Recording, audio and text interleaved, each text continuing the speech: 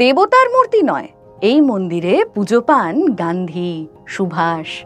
হাজার হাজার তরতাজা প্রাণের বলিদানের পরেই এসেছিল ভারতের স্বাধীনতা। দাঁতে দাঁত চিপে ইংরেজ শাসনের বিরুদ্ধে লড়াই করেছিলেন ক্ষুদিরাম বসু, ভগৎ সিং, নেতাজি সুভাষচন্দ্র বসু, আরো কত। প্রতি বছর 15ই আগস্ট ঘটা করে স্বাধীনতা দিবস পালিত হয় গোটা দেশে। জাতীয় পতাকা উত্তোলিত হয়, বন্ধ থাকে স্কুল কলেজ জাতীয় ছুটি হিসেবে। তবে বিহারের বাগুসারাই জেলার পর্না গ্রামে যেভাবে উদযাপন হয় তেমনটা বোধহয় দেশের আর কোথাও হয় না।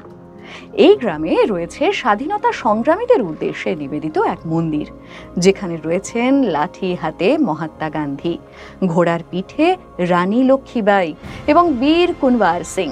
রয়েছেন নেতাজি সুভাষচন্দ্র বসু, ভগৎ সিং, সরদার বল্লভভাই পটেল, শহীদ ক্ষুদিরাম বসু, চন্দ্রশেখর আজাদ, লাল বাহাদুর শাস্ত্রী সহ আরো কত স্বাধীনতা সংগ্রামীর আবক্ষ মূর্তি।